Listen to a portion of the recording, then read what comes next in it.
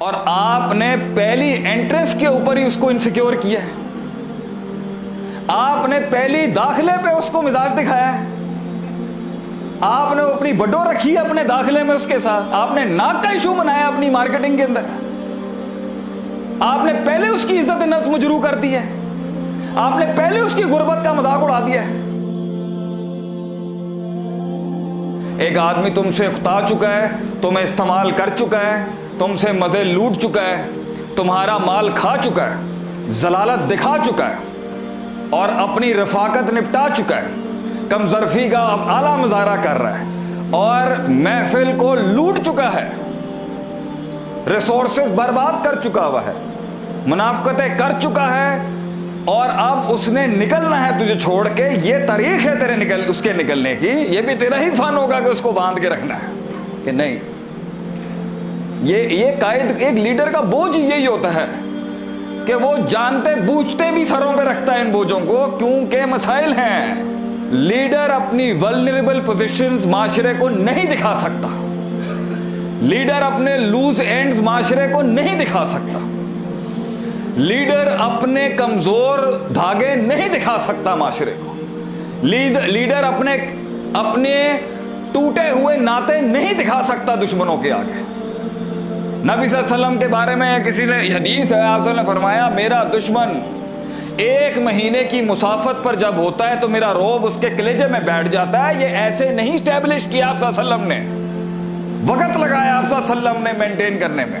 ابو سفیان رضی اللہ عنہ سے جب ہرقل کے کوٹ میں پوچھا کیسا ہے تم وہ آدمی, کون لوگ ہیں اس کے فالوورز, خاندان اس کا پیچھے سے کیسا ہے, کہیں باپ دادا تو بادشاہ, وہ پورا چیک لیا جا رہا تھا آپ صلی اللہ علیہ وسلم کا.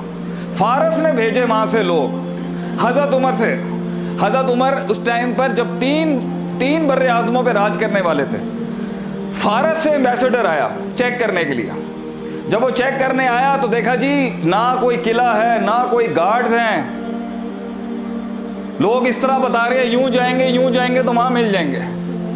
کسی بر اعظم کا کوئی بادشاہ اس طرح ملتا ہے کسی کو کہ یوں جائیں گے اور یوں مل جائیں گے؟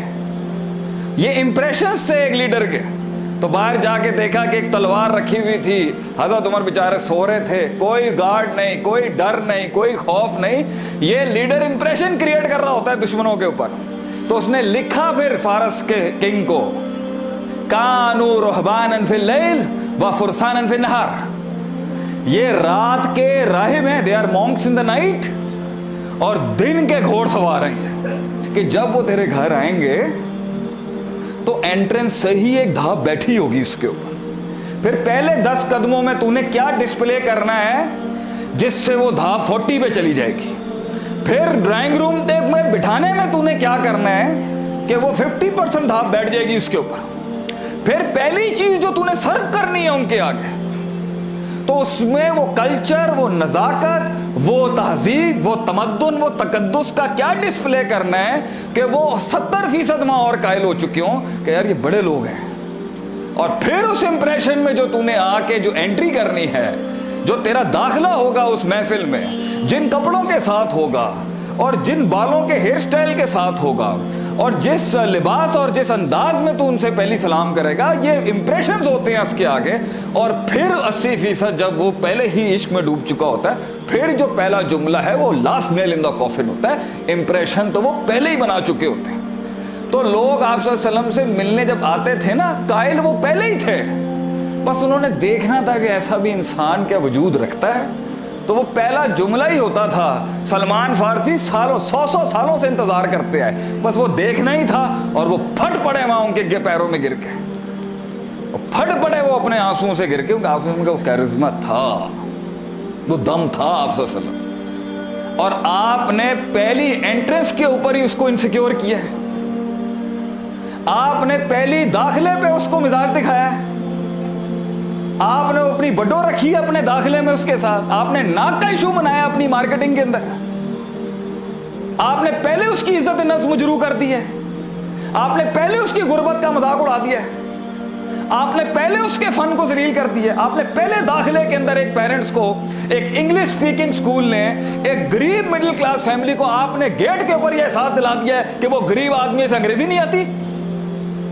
اس لیے آپ کے پاس صرف وہ چھلکا آتا ہے جو معاشرے کی کریم نہیں ہے. معاشرے کی کریم ان کو ملتی ہے جو معاشرے کے لوگوں کو ریلیکس کرتے ہیں کہ ہم آپ کے جگر کے ٹکڑوں کو اپنے جگر کا ٹکڑا سمجھ کے پالیں گے.